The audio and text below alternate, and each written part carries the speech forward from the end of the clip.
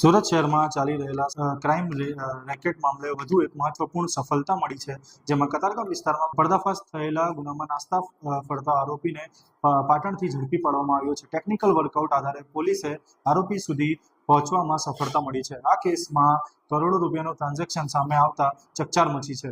વૈષ્ણવજન તો તેને કહીએ જે પીડ પરાઈ જાનાને રે. નમસ્કાર દર્શક મિત્રો, આપ જોઈ રહ્યા છો નવજીવન ન્યૂઝ. હું છું સાર્થક પટેલ.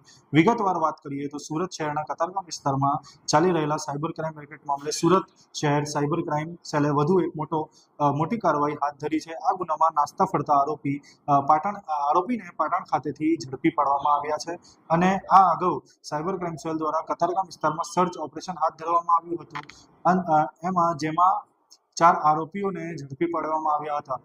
બીજી બાજુ આરોપીઓ પાસેથી મોબાઈલ, લેપટોપ, વિવિધ બેંકોની ચેકબુક અને પાસબુક સહિત મુદ્દામાલ કબજે કરવામાં આવ્યો હતો. તપાસ દરમિયાન બહાર આવ્યું હતું કે આરોપીઓ જોડાયેલા જુદી જુદી બેંકોમાં કુલ 150 જેટલી ખાતાઓમાંથી રૂપિયા 800 કરોડ જેટલા ટ્રાન્ઝેક્શન થયેલા હતા. વધુમાં આ 150 ખાતાઓ અંગે NCCRP પોર્ટલ પર કુલ 402 ફરિયાદો પણ નોંધાયો હોવાનું સામે આવ્યું છે. આ મામલે ભારતીય ન્યાય સંહિતા 2023ની વિવિધ કલમો તેમજ IT એક્ટ હેઠળ ગુનો દાખલ કરવામાં આવ્યો છે. અગાઉ આ કેસમાં 7 આરોપીઓની ધરપકડ થઈ ચૂકી છે. હાલ ઝડપાયેલા આરોપીની વધુ પૂછપરછ ચાલી રહી છે અને આ રેકેટ સાથે સંકળાયેલા અન્ય તત્વોને પણ શોધખોળ માટે પોલીસ તપાસ તેજ કરી છે. આવો સાંભળીએ શું કીધું અધિકારીએ. 2025માં સાયબર ક્રાઇમ સેલ સુરત શહેર ના દ્વારા એક કતારગામ ખાતે રેડ કરવામાં આવેલ હતી અને એ રેડ દરમિયાન મીત શાહ કરીને એક છોકરા પાસેથી અમે લોકોને 149 બેંક ખાતાઓના વિગત મળી આવેલ હતા. એ તમામ બેંક ખાતાઓમાં 800 કરોડનું ટ્રાન્ઝેક્શન્સ મળ્યું હતું અને એની સામે 400થી વધારે NCCRP કમ્પ્લેન પણ નોંધાયેલ હતી. આ કેસમાં એક જે નાસ્તા ફરતા આરોપી હતો કરણ દેસાઈ, એમને ગઈકાલે ધરપકડ કરવામાં આવી છે. એમને પાટણ ખાતેથી ટેકનિકલ વર્કઆઉટ કરીને શોધીને અહીંયા લાવવામાં આવ્યું છે.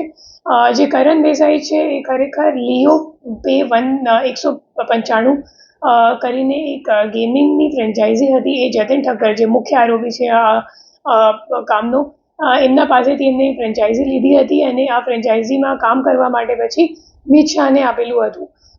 મીત શાહ એમના માટે તમામ જે મ્યુલ અકાઉન્ટ્સ છે એ એકત્રિત કરવાનું કામ અને પછી એ એકાઉન્ટ્સમાં પૈસા ચડાવવાનું કામ અને ટ્રાન્સફર કરાવવાનું કામ મીત શાહ કરતો હતો. અને જે મુખ્ય આરોપી છે અગાઉ પકડાયેલ છે એમનું નામ છે જતન ઠક્કર. આ ગુનાના કામમાં કરણ દેસાઈ સિવાય અગાઉ 7 આરોપીને ઝડપી પાડવામાં આવી ચૂક્યો છે.